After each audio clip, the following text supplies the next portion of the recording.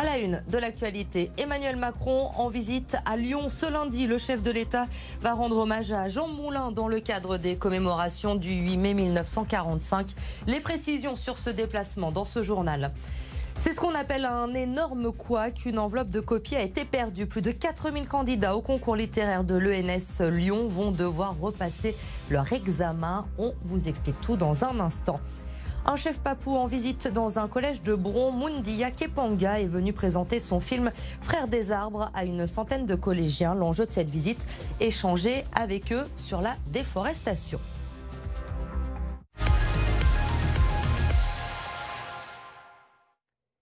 Mais d'abord, cette information, les forces de l'ordre n'auront pas traîné finalement 24 heures seulement après l'arrêté pris par la préfète d'interdire la présence des prostituées aux abords de Gerland. Une opération policière a eu lieu cet après-midi. Sur place, les précisions d'Arthur Blé. Une opération policière qui s'est déroulée dans le calme et qui a duré toute l'après-midi. Une vingtaine de policiers venus ici faire appliquer l'arrêté préfectoral pris hier pour interdire le stationnement aux camionnettes utilisées pour la prostitution. Ici, dans le quartier de Gerland, des travailleuses du sexe qui sont contraintes de quitter les lieux. La plupart sont parties calmement, sans broncher. Certaines camionnettes qui n'avaient pas de chauffeur ont donc été enlevées par la fourrière des travailleuses du sexe qui n'ont pas d'endroit où aller. Et c'est justement ce que dénoncent les associations qui les accompagnent. Alors les femmes ne comprennent pas, elles étaient certaines de pouvoir ouvrir des négociations, pas forcément pour l'expulsion, mais au moins pour la suite avec la préfecture et la mairie avec qui il y avait des médiations depuis des mois. Donc elles sont déçues bien évidemment et puis elles sont surprises puisqu'on espérait pouvoir au moins discuter du délai pour mieux s'organiser puisque à présent elles ne savent pas du tout où aller. Pour rappel, cet arrêté a été pris alors que la présence des travailleuses du sexe était dénoncée par les riverains et notamment par les parents de jeunes joueurs de rugby qui s'entraînent juste à proximité de ces camionnettes. La Plaine des Jeux qui va d'ailleurs accueillir en septembre prochain le camp d'entraînement des All Blacks pour la Coupe du Monde de rugby. C'est une information BFM Lyon. Emmanuel Macron sera à Lyon ce lundi dans le cadre des commémorations du 8 mai 1945. Lucie Nolorgue, on en sait un peu plus ce soir sur le programme du chef de l'État. Oui, ce que l'on sait, c'est qu'il devrait arriver à Lyon aux alentours de 14h30, même si cet horaire reste à confirmer. Il prendra la direction de Lyon après avoir présidé les commémorations du 8 mai 1945 à Paris. D'après nos informations, ce déplacement est organisé pour rendre hommage à Jean Moulin, puisque cette année, cela fait 80 ans qu'il a été arrêté à Caluire. Le président Macron est donc attendu à la prison de Montluc, là où Jean Moulin a été emprisonné. Il devrait notamment visiter les lieux. Aujourd'hui, on le rappelle, cette ancienne prison est un lieu de mémoire. Un dépôt de gerbes est donc prévu. Cette séquence devrait se terminer par une prise de parole du chef de l'État, qui sera d'ailleurs accompagné du garde des Sceaux, Éric Dupond-Moretti, et de Patricia Mirallès, la secrétaire d'État auprès du ministre des Armées. Et est-ce que, Lucie, on doit s'attendre à un comité d'accueil pour Emmanuel Macron lundi à Lyon? Oui, c'est clairement un déplacement à risque pour le président. Ce matin encore, lors d'une visite à Saintes, en Charente-Maritime, il a été accueilli par une centaine de manifestants au son des sifflets et des casseroles, alors que la préfecture avait interdit tout rassemblement sur ce périmètre. À Lyon, de premiers appels à se rassembler circulent déjà sur les réseaux sociaux dans le cadre de ce déplacement du 8 mai. Merci Lucie pour ces précisions. Évidemment, le déplacement d'Emmanuel Macron à Lyon lundi sera à suivre sur BFM Lyon. Nous serons en édition spéciale pour suivre ce déplacement du chef de l'État. 10 jours après avoir été condamné pour avoir incité des mineurs à consommer de l'alcool et pour complicité de conduite sans permis, le maire de Thizy-les-Bourgs a annoncé faire appel de cette décision, mais il demande aussi dans le même temps l'organisation de nouvelles élections sur sa commune après la démission de plusieurs conseillers municipaux d'opposition. Il a décidé de demander de nouvelles élections donc pour avoir une légitimité à son poste. Il était sous le coup d'une peine d'inéligibilité d'1 an qui risque de le pousser à démissionner si il n'avait pas fait appel de cette décision. Donc de nouvelles élections vont avoir lieu à Thizy-les-Bourgs dans les 3 mois à venir. La colère de plus de 4000 candidats au concours littéraire de l'ENS Lyon. Ils viennent d'apprendre qu'une enveloppe de copies a été perdue. Résultat, ils vont devoir repasser leur examen d'entrée le 13 mai prochain. Les précisions d'Amélie Duchamp.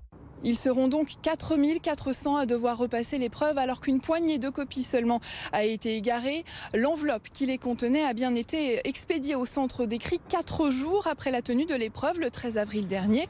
Sauf qu'elle n'est jamais parvenue au centre de concours de l'ENS Lyon. Alors après une semaine de recherche, l'école a décidé d'annuler l'épreuve et de faire passer un nouvel examen aux candidats. Des candidats qui sont bien évidemment très déçus, en colère. Ils vont devoir plancher à nouveau sur l'épreuve de composition française et se présenter à nouveau dans les centres d'examen pour passer l'épreuve un samedi qui plus est. Certains étaient très fiers de ce qu'ils avaient produit et le hashtag ENSSOS est d'ailleurs arrivé en tendance sur Twitter ces derniers jours. Une pétition a aussi été lancée pour que ce soit uniquement les élèves dont les copies ont été perdues qui soient contraints de la repasser. Plus de 900 personnes ont déjà signé cette pétition. Une solution qui avait été envisagée par l'ENS mais qui a finalement été écartée car le risque de recours juridique était trop grand. Le fait de faire passer 2 épreuves différentes aux candidats pour un même concours crée en effet une rupture d'égalité. Alors l'ENS a présenté ses plus sincères excuses à l'ensemble des candidats, à leurs familles et à leurs enseignants. Mais c'est un nouveau couac qui passe d'autant plus mal que l'épreuve de spécialité de géographie du concours de l'ENS de cette année avait été aussi reportée de 10 jours car un sujet d'épreuve de commentaires avait été divulgué par erreur dans un centre d'écrit. Il a fait plus de 14 000 kilomètres pour venir rencontrer des collégiens de Bron. Le chef papou Moundia Kepanga a rencontré aujourd'hui une centaine de jeunes pour les sensibiliser, notamment à la préservation des forêts. Myriam Benjelali. Il est venu de Papouasie-Nouvelle-Guinée depuis l'autre bout de la terre. Le chef papou Moundia Kepanga a pu transmettre aux élèves du collège Picasso à Bron l'importance de prendre soin de la nature. Depuis plus de 20 ans, le chef papou milite pour un traitement plus respectueux de l'environnement, notamment par ses interventions lors de la COP21 ou encore à l'UNESCO en 2022. Dans ma tribu, nous considérons que les hommes sont les frères des arbres. Si tous les arbres disparaissent, les hommes vont disparaître aussi avec eux. C'est pour cette raison que c'est important de partager ce message aux élèves parce que traditionnellement, dans ma tribu, nous partageons ça de génération en génération avec nos enfants. Donc c'est important de le faire aussi en France.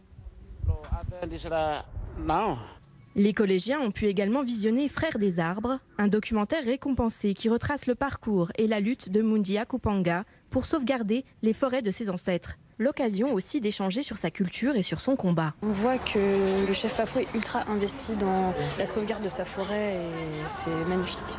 On voit que vraiment il appartient à la forêt et donc quand il vient nous parler, il n'y a pas de personne qui pourrait nous parler de ça plus sincèrement que lui.